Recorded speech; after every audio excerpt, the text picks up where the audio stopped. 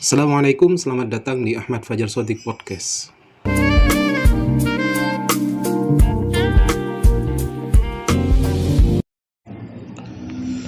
Bismillahirrahmanirrahim. Assalamualaikum warahmatullahi wabarakatuh. Bismillah, alhamdulillah, wassalatu wassalamu ala rasulillah wa ala alihi wa sahbihi wa man walah ma ba'du. Terima kasih teman-teman atas diskusinya. Saya akan memberikan tanggapan dan jawaban pada beberapa pertanyaan yang sudah ditanyakan di forum diskusi tadi mengenai tentang madrasah hadis.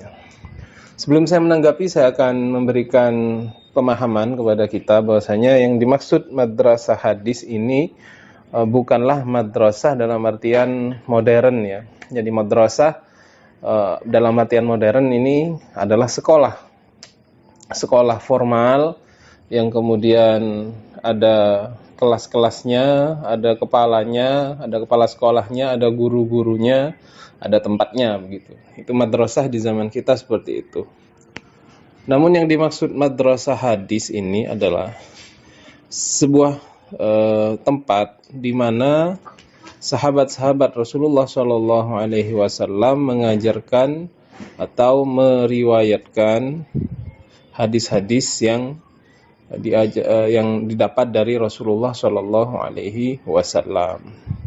Karena kita ketahui bahwasanya sepeninggal Rasulullah, setelah Rasulullah meninggal di Madinah, itu banyak sahabat-sahabat Nabi Muhammad Shallallahu Alaihi Wasallam yang kemudian keluar dari kota Madinah. Semisal sahabat Bilal bin Rabah, kemudian beliau pergi dari Madinah karena tidak kuat menahan kesedihannya, pergi ke negeri Syam. Sahabat yang lain semisal Sayyidina Ali bin Abi Thalib kemudian pergi ke negeri Kufah. Kemudian sahabat yang lain juga berpencar, ada yang ke Mesir dan lain-lain. Nah, di tempat yang baru ini kemudian sahabat-sahabat yang sudah berpencar ini kemudian mengajarkan ilmu yang mereka dapat dari Rasulullah Shallallahu Alaihi Wasallam. Jadi seakan-akan tempat itu menjadi madrasah atau tempat perkembangan keilmuan keislaman, terutama dalam bidang hadis. Dan juga karena pada waktu itu hadis itu masih diriwayatkan dari mulut ke mulut. Artinya ketika ingin mendapatkan sebuah ilmu itu belum tertulis, belum ada kitabnya, maka harus mendatangi seorang alim dari kalangan sahabat untuk bertanya ilmu yang didapat dari Rasulullah Shallallahu Alaihi Wasallam. Dan ilmu ini tentunya adalah hadis-hadis Rasulullah Shallallahu Alaihi Wasallam. Nah, ini yang dimaksud dengan madrasah hadis. Jadi tempat-tempat di mana berkembangnya keilmuan dalam bidang hadis pada masa setelah meninggalnya Rasulullah Shallallahu Alaihi Wasallam. Kemudian pertanyaan yang pertama, kita lanjut ke pertanyaan dari Rina Najihah. Bagaimana metode pengajaran di madrasah hadis tersebut? Apakah juga diajarkan juga tentang penulisan sanad dan hadis yang diajarkan tersebut? Jadi metode pengajarannya adalah kalau pada zaman itu ya, maka lebih kita bilang seperti majelis begitu ya. Jadi ada seorang alim, kemudian dia mengajar.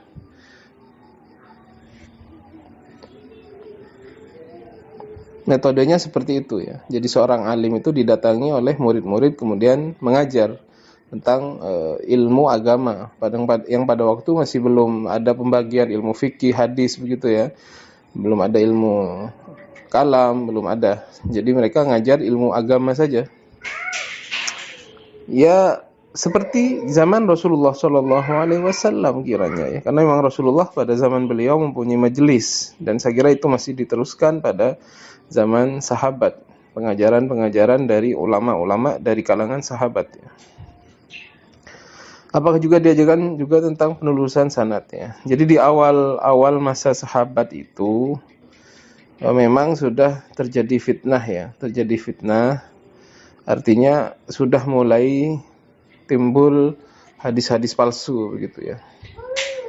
Nah, jadi ketika serang sahabat itu, karena memang mereka masih dekat dari Rasulullah, mereka tidak mempunyai wasilah antara sahabat tersebut dengan Rasulullah, artinya langsung mendapatkan hadis tersebut dari Rasulullah, atau bisa juga mendapatkan dari sahabat yang lain.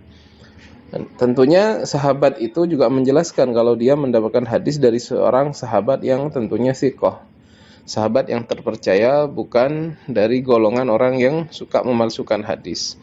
Karena memang sejak terbunuhnya Sayyidina Utsman itu, ketika disampaikan sebuah hadis, maka sahabat meng-cross-checknya dengan mengatakan sammu lana rijalakum, tolong sebutkan siapa perawi dari hadis ini. Itu sudah ada seperti dalam bentuk yang sangat sederhana ya, karena ilmu hadis belum mapan pada waktu itu, belum menjadi seperti keilmuan seperti zaman sekarang kita ini. Belum ada pembagian hadis sahih, belum ada pembagian menjadi hadis hasan dan macam-macam hadis dhaif, itu tidak ada. Artinya mereka hanya menerima sebuah hadis apabila hadis itu berasal dari seorang sahabat yang thiqah, yang bisa dipercaya.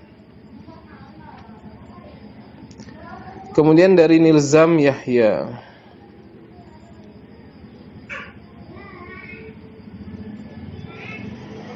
bertanya bagaimana para tokoh yang disebutkan tadi mengopeni atau memberi motivasi terhadap mustami atau memberi. Pastinya ada suatu bagaimana madrasah hadis sendiri terus berkembang. Apakah setiap tokoh mempunyai ciri khas atau bagaimana? Ya, ini pertanyaan yang sangat umum ya. Tentunya ciri khas dari setiap tokoh itu di referensi yang kita baca itu hanya disebutkan bahwasanya tokoh ulama di kalangan yang ada di Madinah, misalkan ada sahabat Umar, yang ada di Kufah ada Sayyidina Ali, kemudian sahabat-sahabat yang lain ada di beberapa tempat yang lain. Hanya disebutkan seperti itu ya. Jadi tidak, sampai sekarang belum ada apakah kemudian ada ciri khusus ya. Setiap tokoh itu bagaimana ciri khususnya itu, referensi kita belum mendapatkan referensi tentang itu.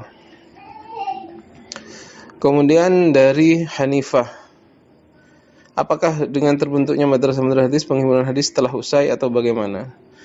Jadi madrasah hadis ini awal malah ya. Bukan usai. Ini masih awal penyebaran hadis Rasulullah SAW, yang kemudian nanti pada generasi ketiga ya, setelah sahabat, tabi'in dan tabi'in itu, setelah ada generasi ketiga, lalu muncullah seorang imam ya, yang bernama Imam Bukhari, itu yang mengumpulkan hadis-hadis sahih dari Rasulullah SAW.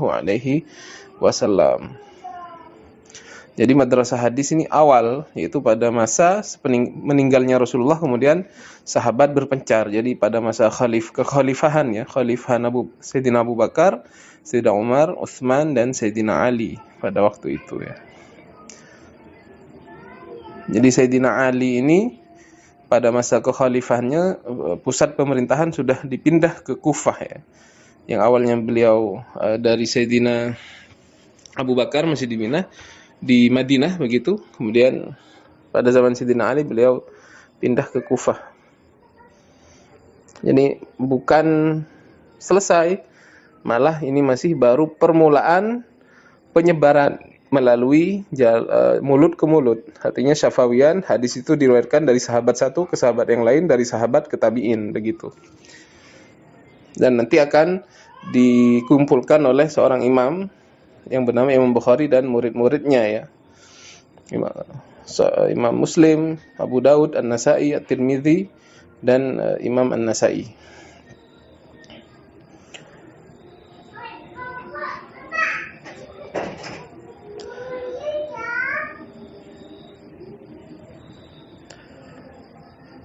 Kemudian ada pertanyaan, apakah pada masa itu sudah diajarkan bagaimana memilah hadis yang makbul dan mardud? Ya, sudah ada secara sederhana. Artinya para sahabat sudah mulai menanyakan siapa rawi dari hadis tersebut. Apabila rawinya dari kalangan yang thiqah maka diterima. Namun apabila rawinya dari kalangan yang dinilai tidak thiqah atau terkenal seorang pembuat hadis palsu, maka tidak diterima hadis tersebut.